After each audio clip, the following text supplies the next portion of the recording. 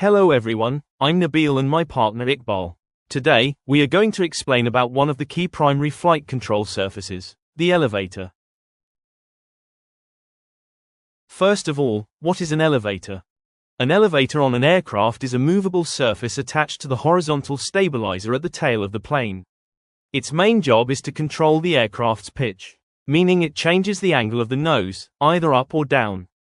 Pitch is crucial for taking off, climbing to cruising altitude, leveling off, descending, and landing safely. Without elevators, an airplane would have a very hard time staying stable in flight. The elevator is located on the horizontal stabilizer of the tail section of the aircraft. This is how the elevator works. Pitch angle. This affects when the pilot pulls back on the control wheel or stick, the elevator moves upward. It's like a seesaw, tilting this the nose increases up the tail or down load, as needed pushing the during tail flight down and to rotates the nose up, through causing climbing, the aircraft to cruising, climb. and descending. On the other hand, when the pilot pushes forward on the controls, the elevator moves downward. This lifts the tail and rotates the nose downward, making the aircraft descend.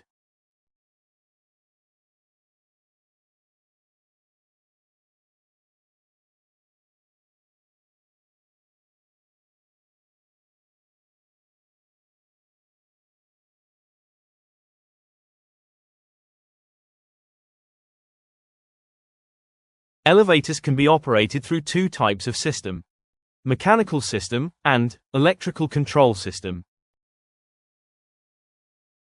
First, the mechanical system. Here, the pilot's control movement is transmitted using torque tubes, cables, control quadrants, rods, and power control units.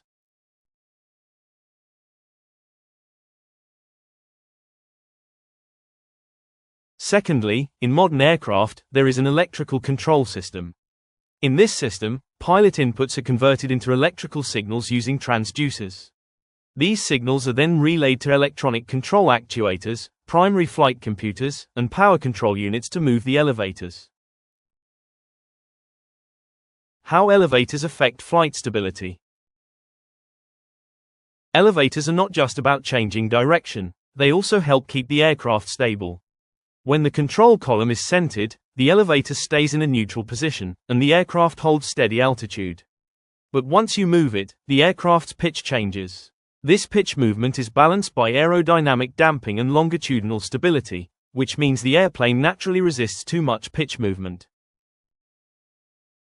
Normally, the elevator is adjustable by around 6 degrees to 30 degrees relative to the horizontal stabilizer.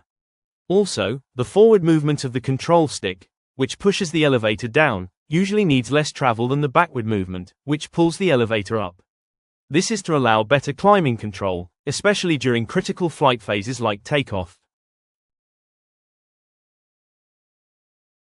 Elevators provide longitudinal control about the lateral axis of the aircraft. When the control column is neutral, the elevator also stays neutral, maintaining a steady altitude. If the control column is moved backward, the elevators move up, causing a loss of lift at the tail. This results in the aircraft pitching up, assuming a climbing attitude. If the control column is moved forward, the elevators move down, increasing lift at the tail. This causes the aircraft to pitch down, moving into a descending attitude. The elevator is considered a displacement control device. Pitch displacement is always opposed by aerodynamic damping and the aircraft's natural longitudinal stability. To maintain a specific pitch attitude, the control column and elevators must be held in a fixed position. Now let's talk about configuration. How elevators are controlled varies depending on the aircraft type. Traditional aircraft, mechanical system. In older or smaller aircraft like the Cessna 172, elevators are controlled using a mechanical linkage system, including cables, pulleys, rods, and torque tubes. These physically connect the cockpit controls to the elevator surface. The pilot gets direct feedback, and the system is simple and reliable, but not ideal for large or fast aircraft.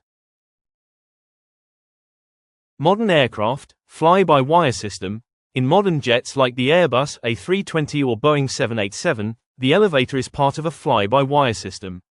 Here, the pilot's control input is converted into electrical signals by transducers. These signals are sent to flight control computers, which then command electronic actuators to move the elevator. This system allows for higher precision, built-in safety protections, and reduced mechanical complexity and weight. Fly-by-wire also supports auto-trim functions, so the aircraft can adjust the elevator automatically to maintain stability. So, in conclusion, the elevator is a small but very powerful flight control surface. It allows the pilot to control the nose-up and nose-down movements, which are crucial for takeoff, climb, cruise, descent, and landing. Without elevators, stable and safe flight would be impossible.